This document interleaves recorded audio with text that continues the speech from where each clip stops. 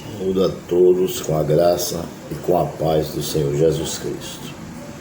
Quero nesse instante deixar o meu abraço, deixar as minhas considerações, os meus agradecimentos a você que tem assistido aos meus vídeos, a você que tem deixado os comentários, a você que se inscreveu no meu canal, a você que compartilhou os meus vídeos com os seus amigos, o meu muito obrigado. Quero dizer que você é muito bem-vindo ao meu canal. Meu canal é um canal exclusivamente evangélico. Nós tratamos apenas das coisas concernentes ao reino do céu.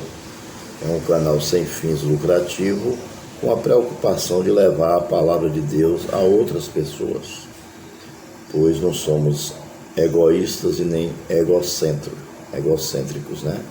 O que nós queremos é aquilo que nós aprendemos passar a outras pessoas, né? A palavra de Deus diz: dê de graça o que você recebeste de graça, né? Ah, mas eu não recebi de graça, eu fiz um curso de teologia, eu fiz isso, eu fiz aquilo. Você recebeu de graça sim. A palavra é um dom. Você pode estudar em 1000 seminários, se você não tiver o dom, Deus não vai lhe usar. Portanto, você recebeu de Deus. Tudo que você tem foi Deus que lhe deu, tudo.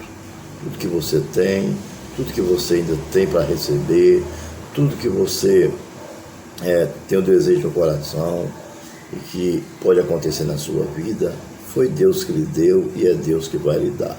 Pode ter certeza disso. O tema hoje nós vamos ter um tema e um subtema.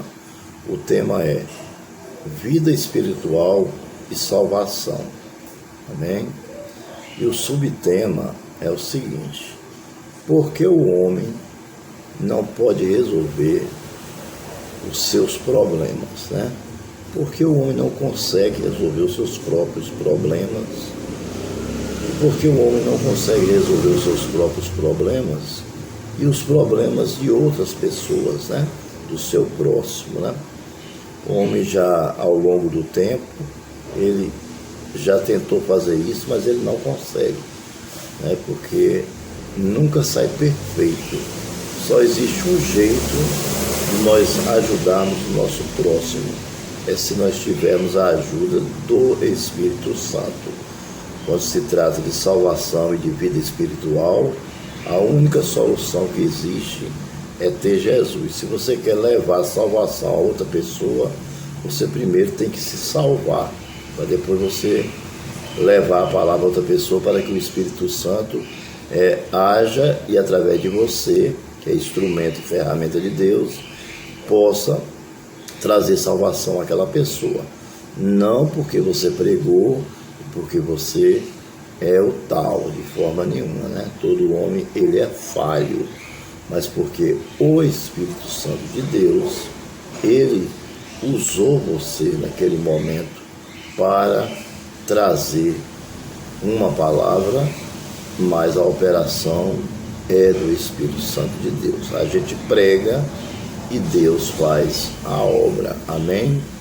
Pois bem, então, por que o homem não pode resolver os seus problemas e os problemas da humanidade em relação à vida espiritual e à salvação de almas? Pois bem, nós vamos usar o texto de Lucas, no capítulo 12, do 1 em diante, e vamos dividir em vários estudos pequenos de 20 minutos, de no máximo 20 minutos, para que não fique,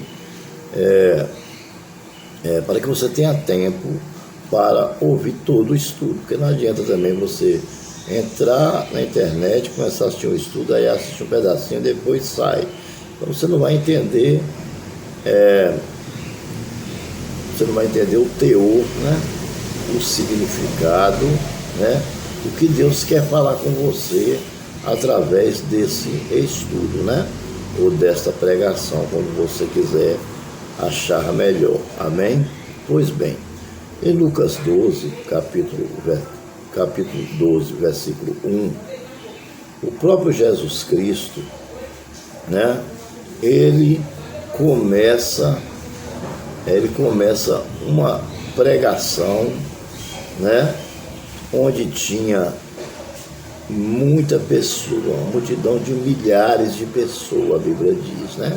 Vamos ver o que o Senhor Jesus fala no primeiro versículo e vamos descobrir por que o homem não consegue resolver os seus próprios problemas e os problemas do seu próximo através, em relação à sua vida espiritual, em relação à sua salvação. Versículo 1 diz o seguinte: nesse meio tempo, tendo-se juntado uma multidão de milhares de pessoas, a ponto de se atropelarem umas às outras, Jesus começou a falar primeiramente aos seus discípulos, dizendo: tenham cuidado com o fermento dos fariseus, que é hipocrisia. Veja só, antes de lhe dar o significado dessa palavra hipocrisia, que não é nada bom, eu quero trazer um pouquinho, rapidamente, sobre o versículo, né? Primeiro, Jesus estava ali, diante de uma grande multidão. Os apóstolos estavam reunidos com eles, um pouco separados da multidão, porque Jesus ia pregar às multidões. Jesus ia trazer uma palavra às multidões para persuadir ou convencê-los a receber Jesus em suas vidas. Esse era o objetivo de Jesus. Quando Jesus junta essa multidão de milhares de pessoas, a Bíblia diz que tinha 4.000 homens, fora mulheres e crianças. Então vamos conjecturar que tinha aí mais ou menos 5.000 pessoas ali no meio daquela multidão, né? Que foi a multidão dos 72 que saíram pregando, curando, libertando, expulsando demônio, e depois se juntaram em um só lugar para que Jesus falasse com todos ao mesmo tempo. Então veja só, a primeira coisa que eu acho interessante nessa passagem bíblica é que ali não tinha caixa de som nem microfone, né? Não tinha nada disso, mas Jesus pregava e todos ouviam. É como se a palavra fosse direcionada a cada uma das 5.000 pessoas que estavam ali, em particular, no seu próprio ouvido, né? Porque já pensou a pessoa pregar sem microfone e sem uma caixa de som, sem aparelhagem de som nenhuma para 5.000 pessoas, não é fácil, né? Mas a Bíblia diz que todos ouviram atentamente. Então essa parte eu acho super interessante. A segunda parte é que Jesus chama a atenção, antes de pregar a multidão, ele chama a atenção dos apóstolos para o fermento dos fariseus, né? O fermento dos fariseus. O que é fermento? Bom, vamos dar um exemplo no Antigo Testamento, lá quando o Senhor liberta o povo do Egito, né? E o Senhor faz a primeira Páscoa, naquela noite, a primeira Páscoa, que é ordenado que passe o sangue do cordeiro nas vigas das portas, para que quando o anjo da morte viesse, a casa que tivesse o sangue do cordeiro, o anjo passaria direto, e a que não tivesse, ele entraria e mataria o primogênito dos egípcios, né? E meia-noite, aquele carneiro que foi morto, ao qual foi extraído o sangue, seria assado e comido todo ele. Se a família não tivesse condição de comer todo o carneiro, então juntava-se 2 ou 3 famílias, mas tinha que comer todo o carneiro. Então assim se fez.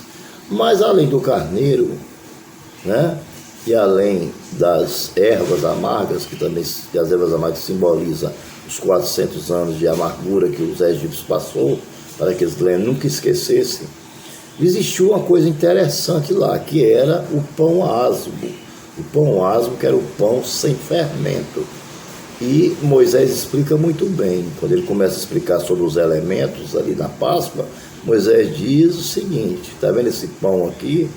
Esse pão asmo, que é o mesmo que pão sem fermento, isso simboliza que o que o homem é por dentro, ele também precisa ser por fora, ou seja, ele não pode ter fisionomia de ovelha e coração de leão, ou coração de lobo, entendeu? Então, ou seja, o que eu sou por dentro tem que ser por fora, amém?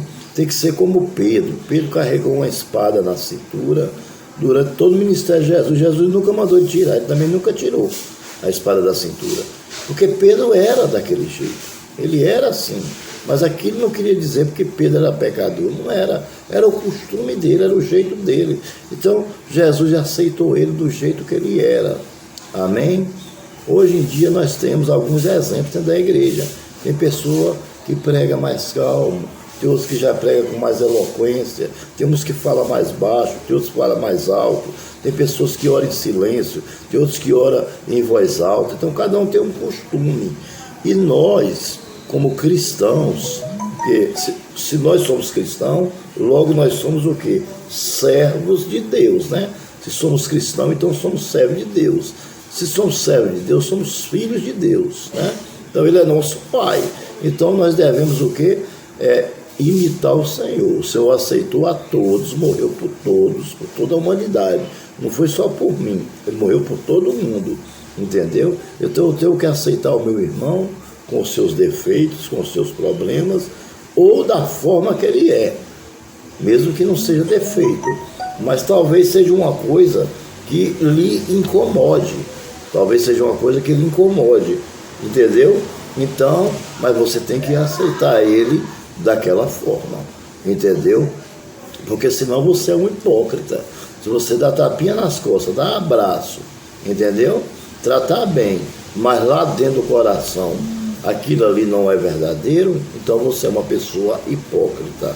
Então o Senhor quis dizer, cuidado com o fermento do fariseu. Por quê? Porque os fariseus e os saduceus, eles introduziam no meio do povo de Deus para trazer o quê? Discórdia. E vivia à espreita, tentando pegar o Senhor Jesus Cristo em uma falha. Hoje existem pessoas dessa forma dentro das igrejas. Está sempre tentando pegar você numa falha, porque ele não aceita, muitas vezes, aquilo que Deus tem na sua vida. Ele não aceita, ele acha que você não é aquilo. Então, já é um julgamento. Não achar já é um julgamento, né? Já é um julgamento, né?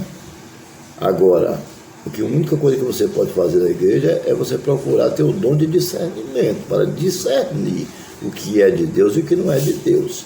Mas julgar o homem você não pode julgar. A palavra de Deus diz, não julgueis para que não sejais julgados, porque com a mesma medida que você julgou, você também será julgado, entendeu? Então nunca julgue ninguém, entendeu? Nunca fique à espreita tentando pegar alguém em falha, mesmo porque você não pode salvar a mim, nem eu posso salvar você, amém? Se algo tiver que acontecer na minha vida e for permissão de Deus ou propósito de Deus que aconteça, vai acontecer e você não vai poder fazer nada, entendeu? Porque a minha vida pertence a Deus e a sua também pertence a Deus. Nós vamos fazer a nossa parte, mas as coisas vão acontecer de acordo com a vontade de Deus. Lembra de Davi? Davi foi um homem chamado segundo o coração de Deus e até hoje continua sendo chamado segundo o coração de Deus. Mas Davi não resistiu Betseba, né? E olha que ele estava na casa dele e Betseba estava na casa dela. Mas o fato dela estar despida e ele ver, né, aquilo fez Davi pecar, né? E Davi não pecou só uma vez com aquele ato. Ele pecou, ele teve uns 3 ou 4 pecados ali, entendeu? Omissão, pecado de omissão, entendeu? Pecado de egoísmo, né? Pecado da traição, pecado da prostituição, certo? Mas ele se arrependeu e Deus foi lá e perdoou. Mas houve uma consequência. E todo mundo sabe que todo pecado tem uma consequência. mas você julgar o seu próximo também é pecado. Você está introduzido dentro do corpo de Cristo, né, para estar preocupado com a vida do seu próximo. É melhor que você saia, não continue ali, porque você, em vez de estar fazendo algo para salvar a sua vida, você está fazendo algo, você está caminhando para a perdição. Você está como o anticristo. O anticristo, ele tem essas características de hipocrisia. Ele está caminhando, a Bíblia diz que ele está caminhando para a perdição. Então, o primeiro fator, a primeira qualidade que o homem tem, que não pode salvar nem os outros, nem ele mesmo, em relação à vida espiritual e à salvação, é a hipocrisia, infelizmente. E isso nós temos que lançar fora de nós.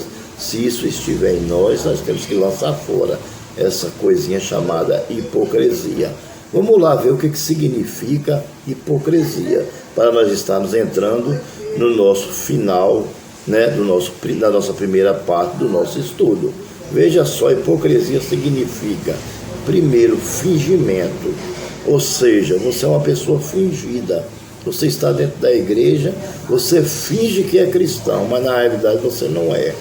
Sabe por quê? Porque o verdadeiro cristão, na realidade, ele é predestinado por Deus. Deus sabe qual é a sua igreja. Deus sabe quem fará parte da igreja. Deus sabe quem é o joio e Deus sabe quem é o trigo.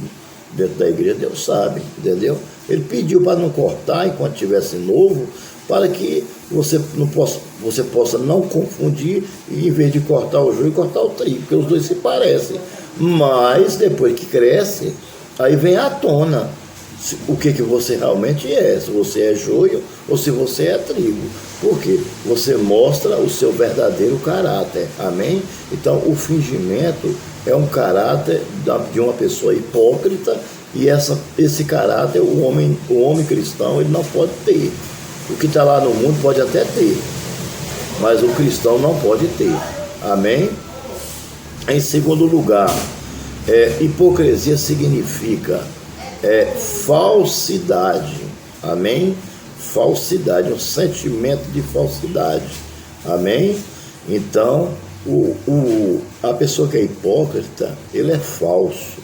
Ele fala de você, na sua frente ele fala bem de você, e por trás ele mete a bomba em você, você entendeu?